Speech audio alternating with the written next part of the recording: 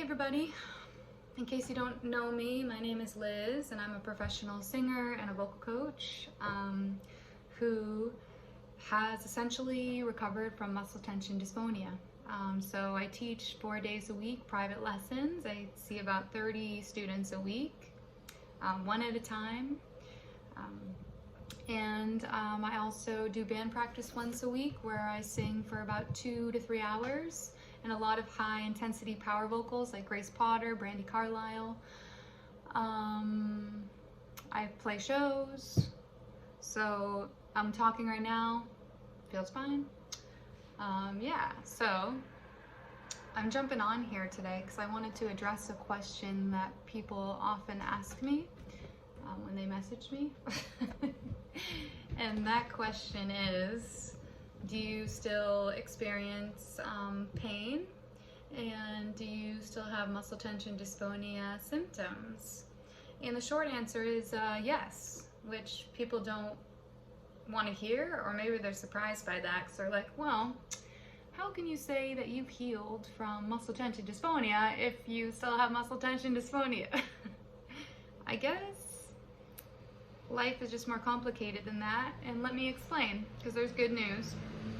All right, so first and foremost, if you're looking, for advice on how to move forward, if you are suffering from muscle tension dysphonia, you definitely have to get scoped first. And then you definitely need to find a speech therapist that helps you. And if you are at a speech therapist and you feel confused or they're not helping you, you don't feel like they're helping, fire them and get another one. If it happens again, fire them and get another one. And then keep researching, learn about your voice, learn about the mechanics of the voice. So start there. And then if you're a singer, definitely get a vocal coach that can help you if you can't afford a vocal coach. YouTube has some great stuff. I'll link one lady below. She's great. So I would say just education, and try to find a team of people that you think are helping you. So that's first. So I did that. I did all of that. And with the straw technique especially, and with a great vocal coach, I was able to retrain the physical side to a mind-body disorder called muscle tension dysphonia. I was able to correct it. So, when I'm talking now, it's very bright and forward. It took me a while to get here, but here I am. So that's just one side of muscle tension dysphonia, in my opinion and in my experience. The other side, mind and body connection, is your emotional health.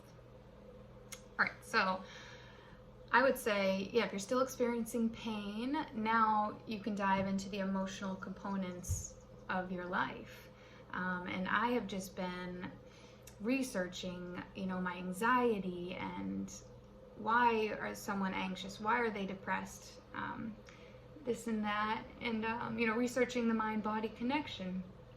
And now, when I do get physical pain, so often it manifests as like a burning in here, a tightness.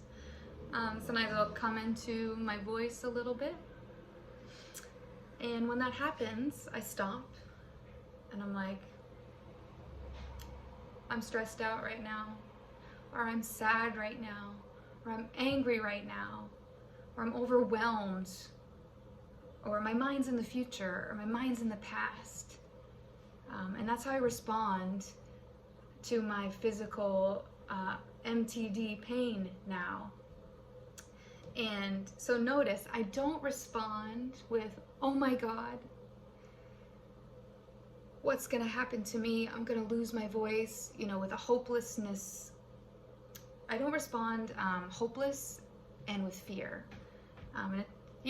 We're only human, so, sometimes I do respond with fear, but, most of the time now, I do not respond with fear. Instead, I respond with compassion and curiosity. And you can get here if you practice it. So when I respond in that way, my body feels heard because, my body is trying to tell me something. And sometimes the body's trying to tell you, oh, there's something wrong. Like maybe you need to retrain your voice, you're not using it correctly. But when that's retrained and it's still doing that, it's more of an emotional component that the body is trying to express. So, oh, my cat is so cuddly today. So a great way to get on this track is to do www.tmswiki.org. It's a free pain program, and you can look into, I'm terrible with names and such, but if you go to that website, you can see there's a whole community of TMS people. And TMS really is like attention something syndrome. It's like a tightness problem that's mind and body. And you can do one assignment a day. I think it's like 25 days or something. And they kind of teach you how to respond to your pain in a different way. Because when we're responding to our pain with fear and resistance, we're gonna have more pain. And it's also a way to keep us distracted, and it's a way to cope with life, right? I've done a lot of research on anxiety, and the body will, it's crazy. Well, we know this with migraines, ulcers. The body does respond physically to emotional pain, which blows my mind still. I lost my train of thought, but I guess what I'm trying to say is, yeah, when we take the pain loop away and we stop responding with fear and resistance and anger and why is this happening to me, and then we're obsessed with the pain. Every morning we're waking up, we're like, what's my pain level? Or maybe we wake up in the morning and we have no pain and we're happy, and then the pain comes in and then we're mad. We're like, I'm not gonna live this way, you know, having this attitude of resistance. We're mad, or we feel hopeless, or we're like crying, you know, we feel upset, which I totally get. And I've been in that place for years and years and years, where my pain, you know, ran my life. I was obsessed with it, and I could only have a good day if I didn't have pain. And everything changed for me when I stopped doing this. When I stopped obsessing, when I stopped putting the pain in the center of my universe, and I put the pain on the shelf and I walked away. And you might be thinking, well, you can't walk away from yourself. It's your pain. But you kind of can. So this is what I follow now. So maybe I'll get some pain, and then I'll be like, oh, I have pain. What's going on, Liz? And for me, you know, I have borderline personality disorder. I'm a type A perfectionist, people pleaser, which I'm working on with a therapist.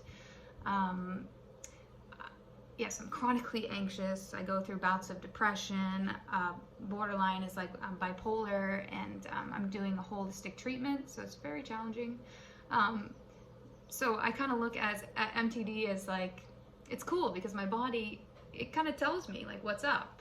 So it's like a little barometer to know how I feel inside my head and my heart. So when the pain comes up, instead of reacting in my old ways, I'm like, oh, what's going on? And then I can usually uncover something. It's usually something. And if you can't uncover it, you can journal on it, talk to someone. There's probably something there. Maybe you're saying yes too much and you're saying no to yourself. Maybe you're in like situations or a job or a relationship you don't want to be in, but you're lying to yourself. It could be stuff like that. It could be stuff that you've been pushing away and not feeling. That's a big one that I'm working on. So yes, I address the pain first. And then after I do that, I say, okay, how can I take care of myself? So radical self-love, right? No expectations on my love for myself. So I say, oh, maybe I could take a shower, I could go for a walk, I can make a nice smoothie, I can cuddle with my cat. Maybe nothing's gonna make me feel better, but I can still do some self-care things. So, you know, I made a list of self-care stuff for myself that makes me feel good. Even when it doesn't make me feel good, it's still like how my own mother would take care of me if I was struggling, right? So it's good to take care of yourself, even if you feel like it's not helping, because it does. It really does help. And so I do that, and then after I do that, I ignore the pain. I ignore it. I say, I'm not going to feed into this. I'm not obsessing about it. I put it on the shelf, the pain. Maybe it's there, but I'm not going to care about it. I'm going to, you know, enjoy my day. I'm going to be happy regardless. I'm going to maybe slow down if that's what my body needs. Maybe cancel some commitments if, you know, I've put too much pressure on and some crazy stuff's going on in my life or whatever. Like, how can I make my life feel like, you know, I'm off the hook? Like, how can I just relax and lean into it, you know, go with the flow? How can I enjoy myself? And maybe that means saying no, or quitting that job, or, you know, making strides to find a new job, or leaving that person, or talking to someone about leaving that person, or journaling about it and burning it, you know. So my brain, I guess all I'm trying to say is that yes, I still experience pain, because don't forget, unfortunately and fortunately, the human condition is a balance, and we're not supposed to be happy and feel amazing all the time. And if that's our expectation of life, then we're really going to be let down, right? Because that is not reality. We have emotional pain, we have physical pain, and those two things are often connected, of course. The science is there now. So have I recovered from muscle tension dysphonia? I would say that there's tiers and levels of recovery. So yes, I've made huge successes in recovery with MTD. I don't even want to label myself as someone with a voice disorder anymore, you know, because I think that harms me too. That story of saying, and maybe that's part of my problem right now, that I still have some pain sometimes, that I label myself in such way for a reason. Because maybe life is scary and hard, and if I have this pain, I have this identity, it'll keep me safe. And if you really think about that, it makes sense. Like people with chronic illnesses, it's like, yes, all we want is for them to go away, but it's also, it's become our lives. It's become who we are. So when we take it away, I have maybe no more pain. I can do all the gigs. I can do all the tours. Like, yeah, on a surface level, that's freaking amazing. But maybe on a subconscious level, that is terrifying. You know, the feel of failure, all those fears that go with living a brave life. It's terrifying, right? It can be terrifying. So subconsciously, we can even put the pain on for those reasons. So I'm trying to be careful about my story and trying to change my story. So maybe I can say right now that I don't have muscle tension dysphonia anymore. I'm just a very emotional, wild girl who feels so intensely with, you know, I think a lot of us artists feel so intensely, and it's overwhelming. And, you know, as a people pleaser, as a girl who grew up in trauma, you know, trying to care for people who couldn't care for themselves and regulate their emotions, it really screwed me up. And I'm sure we can all relate to this. It's like, there's so many things to address, I guess, but, well, I hope that made sense. I know I'm not consistent with the videos, and it's really because I am an emotional roller coaster, and I'm just trying to de-stress my life and change my story as one. You know, my story is that I'm healed. I don't have MTD anymore. I can let that go. I'm just an emotional girl who is so emotional that, and I think everybody has this, can experience physical pain. You know, we get backaches when we feel, you know, overwhelmed. I get neck aches. Oh, I should pain in my neck. That's a saying for a reason, because that's an emotional thing gone physical. So maybe my story is, yes, I'm just an emotional girl, and I'm very connected to my body, and I can really hear her and feel her, and I'm grateful for that. And I experience pain just like the next person. And I think the way that I respond to my pain is the way that I can heal from pain, you know, working on just not being afraid of my pain and not thinking something's wrong with me or that I'm broken. You know, pain is normal, at least in the way that I'm talking about it, you know what I mean? Like, it's nothing to be afraid of. So, you know, like I said before, with MTD, you have to get scoped and you have to physically take care of the physical side of MTD.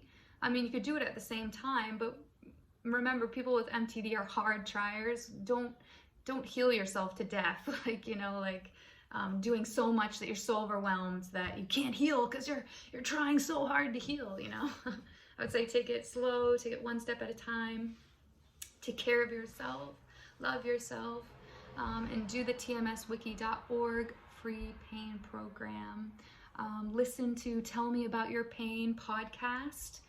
That one's awesome. They just did one on, you know, hard trying and why am I not healing? Because maybe I'm trying too hard, which is, jeez. It's all about that ease and that flow in life and that balance and that gray area. I'm learning.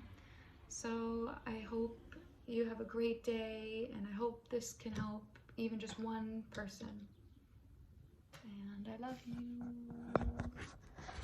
Momo loves you too.